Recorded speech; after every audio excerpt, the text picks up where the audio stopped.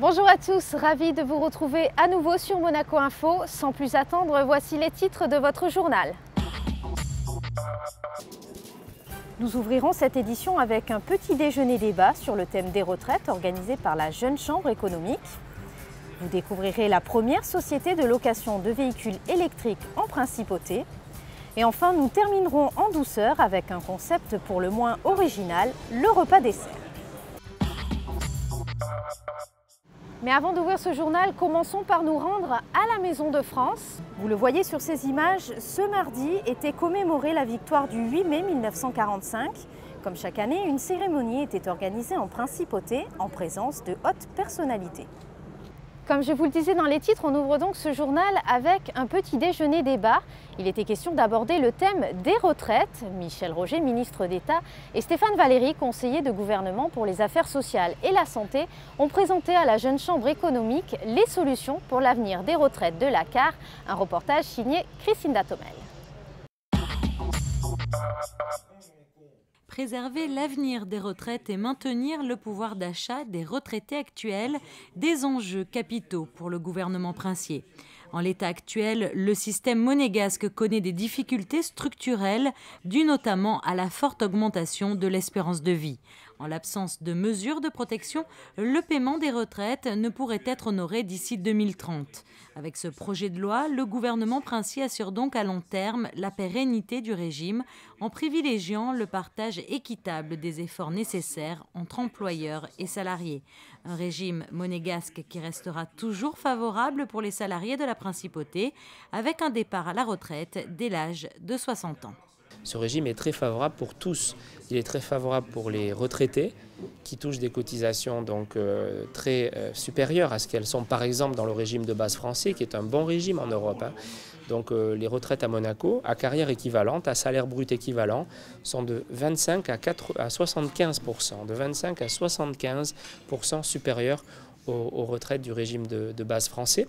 La retraite par exemple moyenne servie à Monaco sans la complémentaire, la retraite de la CAR moyenne est de 1 800 €, alors qu'en France, la retraite moyenne du régime de base français est de 1 000 €. Quant aux employeurs, ils ont un taux de cotisation qui est inférieur au taux français. Et malgré l'effort que nous leur demandons dans les 40 prochaines années, qui est très raisonnable, de 0,8 à 1,3% de plus de cotisation pour les employeurs, eh bien cela restera très inférieur encore surtout dans 40 ans, à ce que paient les employeurs d'autres pays, et notamment les employeurs français. Ce qui est évident de toute façon, c'est que l'équation entre le nombre d'actifs et la durée de vie des retraités nécessitait une correction. La préoccupation que j'ai exprimée pendant la réunion, c'était de dire que le choix qui a été fait pour l'effort, pour répartir l'effort, me préoccupait simplement et me préoccupe toujours jusqu'à mieux le calculer, sur le fait que ce sont les salaires les moins élevés qui auront le plus de difficulté à acquérir le nombre de points. Le gouvernement a justement travaillé conjointement avec les partenaires sociaux afin de ne pas défavoriser les salariés aux revenus modestes, et c'est pourquoi un régime individualiste de retraite par capitalisation a été écarté. Les efforts que nous demandons garantissent que les futures retraites seront équivalentes en euros constants à celles qui sont versées aujourd'hui. Nous allons simplement stabiliser le nombre de points distribués à celui d'aujourd'hui. Ça veut dire très concrètement qu'un salarié qui toucherait le salaire moyen et qui aurait une évolution dans les prochaines décennies conformément à l'évolution du salaire moyen, continuera exactement à avoir la même retraite en euros constants. Après, nous sommes préoccupés des salariés les plus modestes, ceux qui sont rémunérés au SMIC. Et le SMIC évoluant ces dernières décennies plus vite que le salaire moyen, et ça nous garantissons que nous ferons toujours un effort pour le SMIC et les salariés les plus modestes, eh bien les salariés les plus modestes auront eux encore des retraites supérieures, puisque le SMIC va augmenter encore plus vite que le salaire moyen, alors nous aurons des retraites supérieures pour les SMICards. Les mesures envisagées dans ce projet de loi consistent en une augmentation modérée et progressive du taux de cotisation justement réparti, une évolution différenciée de la valeur du point et du salaire de base stabilisera à moyen terme les points retraite distribués, garantissant ainsi aux futurs retraités une retraite équivalente à celle de leurs aînés. Ainsi, avec ce projet de loi et avec une croissance économique maintenue, l'équilibre financier du régime des retraites sera préservé jusqu'en 2050. Vous venez de le voir, un seul objectif pour la principauté, maintenir un équilibre favorable pour les 40 prochaines années. Justement, Jean-Jacques Campana nous explique ce qui serait advenu du régime des retraites d'ici 2030 si celui-ci n'avait pas changé. Alors, la méthode, ça a d'abord été de réaliser des études actuaires de façon à avoir une visibilité à peu près correcte sur l'évolution future du régime. Et ensuite, bien évidemment, sur la base de ces études, des discussions au sein des comités des caisses, le gouvernement a réuni les partenaires sociaux pour examiner les conditions dans lesquelles le régime devait évoluer. Les actuaires prévoient d'ici 2030 un épuisement, une annulation des réserves dans la plupart des scénarios de croissance. Et donc, c'est vrai que la nécessité d'effectuer cette réforme était urgente dans la mesure où plus les mesures sont prises tardivement et plus elles doivent être brutales et douloureuses socialement. Ce sont 6 petits véhicules de place 100% électriques de la société MC Ecorental qui feront leur apparition dans les rues de la Principauté. L'idée étant de faciliter les déplacements tout en encourageant un moyen de transport zéro pollution. Plus d'explications avec Jean-Christophe Dimino. Ils ne passent pas inaperçus et sont souvent pris en photo sous toutes les coutures. Nous sommes sur l'un des quais du port Hercule. Ces petits véhicules électriques composent la flotte MC Ecorental, une société créée en 2010 qui propose aujourd'hui 8 voiturettes à la location à l'heure ou à la journée. Le cœur de cible, ce sont les gens de passage à Monaco, les touristes et notamment les croisiéristes. C'est écologique, évidemment. C'est aussi économique parce que la personne qui va la louer n'aura pas à remettre un plein d'essence derrière. Sachant que sur Monaco, on peut charger les véhicules dans tous les parkings publics et que la première heure de stationnement est gratuite, donc ça ne leur coûte rien de faire des charges partielles si besoin. Les véhicules électriques ne payent pas le parc-mètre aussi en stationnement extérieur à Monaco, donc c'est aussi un avantage. Donc finalement, pour les gens qui vont louer le véhicule, ils louent quelque chose qui se faufile dans le trafic, qui se gare partout et qui ne va pas leur coûter, qui ne va rien leur coûter d'autre que le prix de la location en fait. À Monaco, pour le moment, il n'y a pas d'autres véhicules électriques à la location. À sa manière donc, cette petite société assure la promotion des véhicules silencieux et non polluants en ville. Peut-être verra-t-on un jour en Principauté un système d'autopartage style Auto Bleu, déployé dans la métropole voisine. Ce n'est pas à l'ordre du jour, mais MC Ecorental n'y verrait pas d'inconvénient, bien au contraire. Finalement, nous on travaille vraiment majoritairement avec la clientèle touristique et les systèmes d'autopartage sont souvent soumis à un système d'abonnement. Donc il faut que la personne remplisse un formulaire d'abonnement, ça prend un petit peu de temps, ce que les gens qui sont de passage sur Monaco n'ont pas le temps de faire en fait. Donc je pense que ce sont deux choses différentes qui peuvent se compléter. Après, peut-être que ça nous ferait perdre un petit peu de clients sur le marché local, mais bon, c'est comme ça, c'est le jeu, mais ce serait peut-être pas mal non plus d'avoir les deux en fait, finalement. Des voitures électriques qui se conduisent avec un permis B ou un permis 125 selon les modèles. L'autonomie oscille entre 40 et 80 km, largement de quoi, pour les touristes, faire le tour complet de la Principauté. Et on ouvre à présent une page sport avec du football. Battus 2-0, les Monégasques rencontraient Reims ce lundi soir au stade Auguste Delaune lors de la 36e journée de Ligue 2. Rappelons que l'ASM FC est actuellement 9e du classement. Prochaine rencontre ce vendredi au stade Louis II. Monaco recevra 3. Et grande nouvelle pour tous les amoureux des anciennes voitures. Pour sa 8e édition, le Grand Prix historique de Monaco se déroulera du vendredi 11 au dimanche 13 mai. Sachez qu'à cette occasion, la direction de la Sûreté publique informe les usagers qu'un service spécialisé fonctionnera du vendredi 11 mai à minuit au lundi 14 mai à 8 h. Celui-ci procédera à l'enlèvement des véhicules en stationnement gênant afin de permettre le bon déroulement de cette manifestation.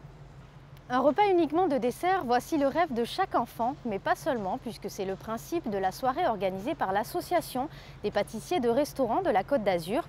Ils se sont réunis pour faire découvrir le savoir-faire des pâtissiers de la région à l'occasion d'un dîner organisé à l'Eden Rock. Fabien Bonilla était sur place. Les membres de l'Apreka ont choisi un lieu magique pour cette soirée annuelle, l'Eden Rock. Cet hôtel-restaurant est littéralement suspendu, accroché aux falaises du Cap d'Antibes. C'est dans cet écrin que se sont retrouvés 35 pâtissiers des plus grands établissements de la Côte d'Azur.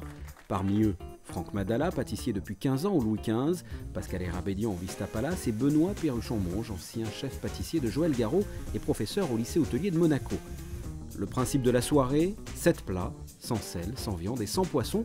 7 desserts en réalité, élaborés avec les meilleurs produits du moment et organisés comme un vrai dîner, entrée, plat chaud, fromage, tout cela accompagné de champagne. Il s'agit là du 16e dîner-dessert organisé par l'Apreka depuis la création de l'association en 1994. On s'est rendu compte il y a 18 ans qu'on ne se connaissait pas. On était le chef pâtissier du Majestic, du Martinez, de l'Eden Rock, du Negresco, mais on n'avait pas de nom. On travaillait tous dans les grands hôtels et on n'avait pas de nom, on ne se connaissait pas. Alors on s'est écrit, avec Christian Cottard et moi-même, on a fait une lettre à tous les pâtissiers de tous les hôtels et restaurants de la Côte d'Azur, et Dieu sait qu'il y en a. Et puis on est parti comme ça. Et donc l'idée, c'est de dire, bon, on va faire des dîners, et puis on va faire un dîner de dessert, un dîner tout autour de la pâtisserie. Alors on est 2-3 par dessert à chaque fois. C'est ça qui est sympa aussi, c'est que c'est pas un pâtissier qui fait un dessert, c'est 2-3 qui réfléchissent autour du dessert. Là en cuisine, on est 6, 7, 8 à dresser en même temps, à aider, entraider. Voilà, c'est l'entraide. On est une vraie bande de potes. Ça fait 16 ans qu'on se connaît. On est des vieux potes maintenant même. On a tous des enfants qu'on a vu grandir. Voilà, c'est une famille. On est la famille de l'Apreka et la famille de l'Apreka, c'est unique. Un repas composé de 7 plats, uniquement des desserts. Une question se pose évidemment, et les calories dans tout ça. La pâtisserie, quand c'est fait avec amour, c'est que du plaisir, ça ne fait pas grossir. Et en plus, vraiment, ce dîner de dessert, je vous dis, il n'y a pas de crème. Il y a très peu de crème, il y a très très peu de beurre. On travaille beaucoup les fruits, les légumes de saison. Vraiment, les desserts vont vraiment être légers. Je compte sur vous pour les goûter. Et vous allez voir vous-même que franchement, c'est que du bonheur. C'est que du bonheur. Il y a les calories, on fera le régime demain. Des desserts avec du concombre, du radis, des petits pois, du chou-fleur et même du wasabi. Au premier abord, avant de goûter, cela donne envie de réfléchir. Et pourtant, le résultat, un mélange de saveur, de douceur, de fraîcheur et surtout sans lourdeur, des plats légers et extrêmement raffinés. C'était très surprenant, il y a beaucoup de créativité, ce sont des plats très visuels et des fois je les envie un petit peu parce que j'aimerais pouvoir faire ce qu'ils arrivent à faire en pâtisserie. Qu'est-ce qui vous a particulièrement plu? J'ai bien aimé l'entrée, tout simplement l'association du sureau, l'originalité du concombre et puis la douceur, la fraîcheur de la fraise qu'on connaît tous qui est très agréable. Une salle pleine, l'Apreka a même dû refuser du monde. Au total, 170 personnes étaient présentes à ce dîner dessert, à raison de 110 € tête. Parmi tout ce monde, 2 invités d'honneur, Jérôme Chaussès, chef pâtissier du Crillon à Paris, et le parrain de la soirée, Christian Garcia, chef de cuisine au Palais Princier de Monaco. Vous l'avez entendu, le chef des cuisines du Palais Princier était le parrain. Je vous propose justement d'écouter Christian Garcia qui nous explique quelle est la place d'un dessert dans un repas. Chez nous, au Palais Princier, le dessert c'est vraiment la cerise sur le gâteau. Pour moi, c'est le point culminant du repas. Parce que lorsque les invités repartiront du dîner, ils se rappelleront toujours de la dernière touche qui était le dessert. Même si le repas était excellent, ils garderont toujours en tête la dernière touche qui était la touche du pâtissier. Tout de suite, voici les cartes météo afin de connaître les prévisions des prochains jours. Mercredi, quelques nuages sont au programme avec des températures allant de 15 à 19 degrés. Jeudi, le ciel restera partagé entre nuages et apparition du soleil avec un thermomètre à la hausse. Vendredi, poursuite du radoucissement et un mercure stationnaire. Et enfin samedi, un début de week-end nuageux avec tout de même une maximale de 24 degrés. Voilà, c'est la fin de cette édition. Merci de l'avoir suivi. Je vous rappelle que vous pouvez retrouver toute notre actualité sur le site de Monaco Channel. Tout de suite, je vous propose de retrouver les films projetés cette semaine en salle grâce au magazine cinéma de José Sacré. À très bientôt sur Monaco Info.